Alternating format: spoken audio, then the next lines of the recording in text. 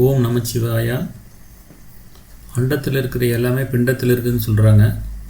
எப்படின்னா, இந்த பிரபஞ்சத்தில் வான்வெளியில் நிலம், நீர், நெருப்பு, காற்று, ஆகாயம் அப்படின்னு இந்த 5 பூதங்களும் இருக்குது.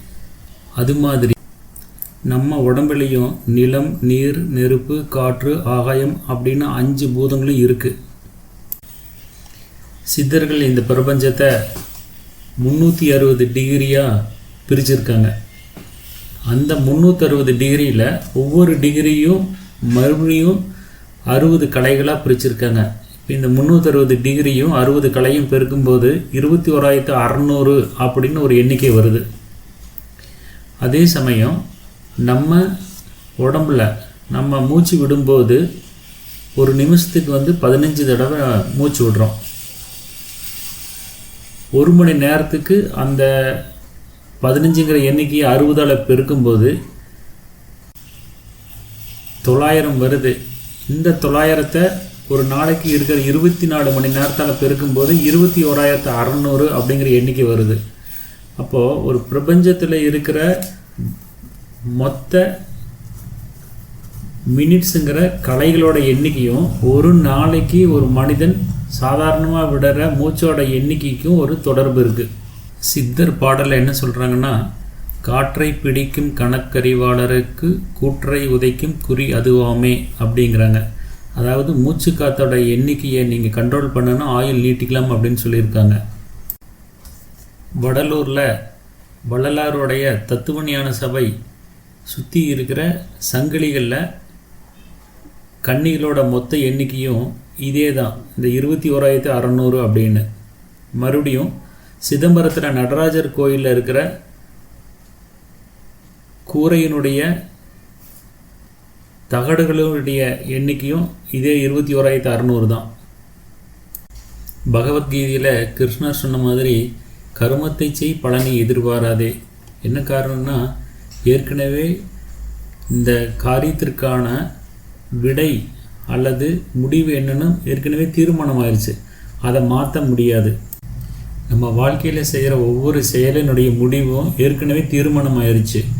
எந்த நிலையிலும் அந்த நிகழ்ச்சியினுடைய முடிவை மாற்றுறதுக்கு மனிதன் கையில் அதிகாரம் இல்லை. இப்போ டிக்கெட் எடுத்துகிட்டு ஒரு சினிமா பார்க்க போகிறோம். அந்த சினிமாவை நம்ம பார்க்கலாம், பார்க்காம தூங்கி எழுந்திரிச்சு வரலாம், அல்லது பாதியில் எழுந்திரிச்சு வரலாம். ஆனால் அந்த படத்தினுடைய எந்த காட்சிகளையும் மாற்றுறதுக்கு சினிமாவை பார்த்துட்டு இருக்கிற நமக்கு அதிகாரம் இல்லை. அது மாதிரி நம்ம வாழ்க்கையில் நடக்கிற எந்த நிகழ்ச்சியும் மாற்றுறதுக்கு நம்மக்கிட்ட கடவுள் அதிகாரத்தை கொடுக்கல. இது வரைக்கும் ஒவ்வொரு மனிதனும் நூற்றுக்கணக்கான பிறப்பு எடுத்திருப்பாங்க. உதாரணத்துக்கு இப்போ நம்ம எடுத்திருக்கிறது 100வது பிறவின்னு வச்சுக்கோங்க. அப்போ இதுக்கு முன்னாடி நம்ம வாழ்ந்த 99 பிறவிகளையும் நம்ம நல்வினை, தீவினை அப்படின்னு செய்த வினைகள் எல்லாமே சஞ்சித கர்மா கணக்கில் வந்துடும். இந்த 99 முன்பிறவியில் இருந்து சேர்த்து வச்ச சஞ்சித கர்மாவோட கொஞ்சத்தை கையில் எடுத்துகிட்டு வந்திருக்கிறோம் இந்த பிறவிக்கு. இதுக்கு பேர் பிராரப்த கர்மா. பேங்க்லேருந்து எடுத்துகிட்டு வந்த பணத்தை செலவு பண்ணாமல் வட்டிக்கு கொடுத்து மீண்டும் நம்ம கையில் இருக்கிற பணத்தை 2 மடங்கு 3 மடங்கு ஆக்குற மாதிரி பிராரப்த கர்மாவை வாழ வந்திருக்கிற இந்த 100வது பிறவியில் செய்கிற நல்வினை, தீவினை இது எல்லாமே மீண்டும் அடுத்த பிறவிக்கு கர்மாவாக போகுது. இந்த கர்மாவுக்கு ஆகாமிய கர்மான்னு பேர். ஊழ்வினையை போல் வலிமையானது எதுவும் இல்லை.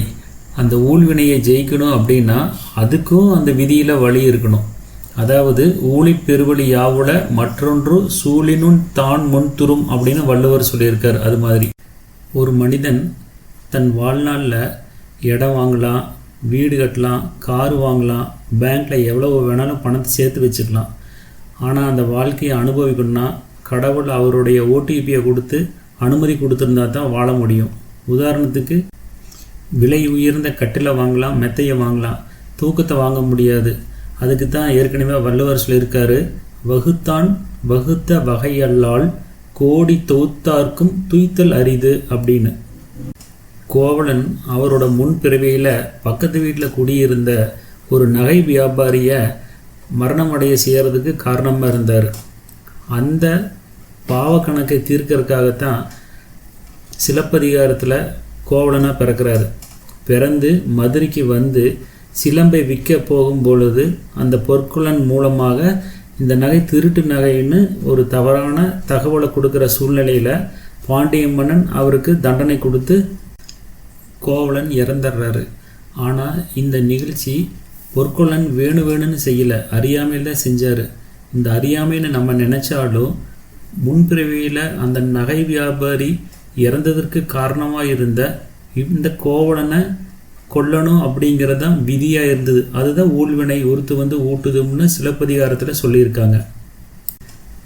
இது பற்றி பட்டினத்தார் சொல்லும்போது, வினை போகமே ஒரு தேகம் கொண்டாய், வினைதான் ஒளிந்தால் தினை போது அளவு நில்லாது கண்டாய் அப்படிங்கிறார். அதாவது முன்பிறவியில் செய்த வினை தான் இந்த பிறவி எடுக்கிறதுக்கு காரணமாக இருக்குது.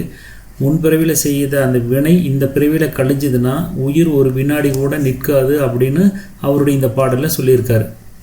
ஒரு மனிதன் இறந்ததுக்கப்புறம் அவன் சம்பாரித்த பணமெல்லாம் பேங்க்கோடு நின்றும், சொத்து பத்திரம் பீரோவோடு நின்றும், தினமும் சாப்பாடாக்கி வாழ்க்கையில் கடைசி வரைக்கும் கூட வந்த மனைவி வீதியோடு நின்றுவா.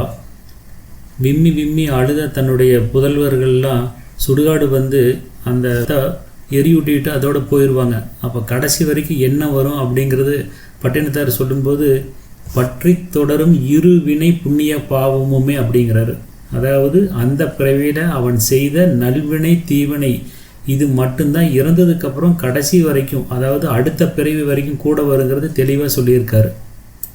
ஒரு மனிதன் தன் வாழ்நாளில் செய்கிற நல்ல காரியம் கெட்ட காரியம், அதாவது நல்வினை தீவினை இரண்டுமே அவன் வாழ்ந்த அதே காலத்தில் ஆகாயத்தில் பதிவாகுது.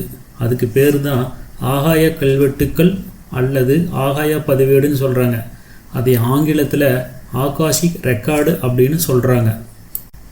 ஒருமைக்கண் தான் கற்ற கல்வி ஒருவர்க்கு எளிமையும் ஏமாப்புடைத்து அப்படின்னு ஒரு பொருள் இருக்குது.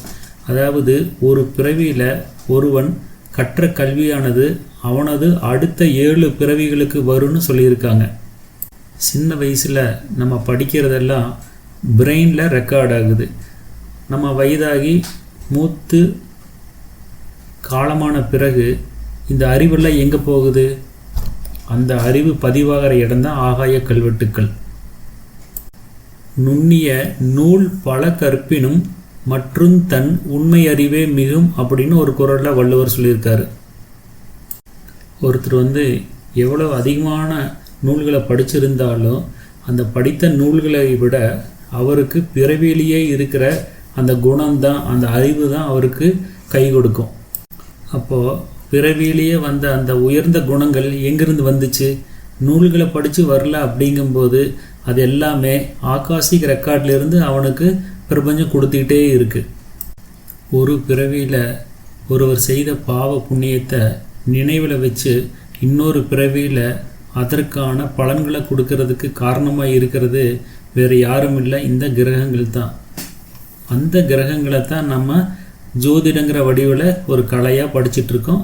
அதை சிலர் வந்து ஆர்வமாக தனிப்பட்ட விதத்தில் படிக்கிறாங்க.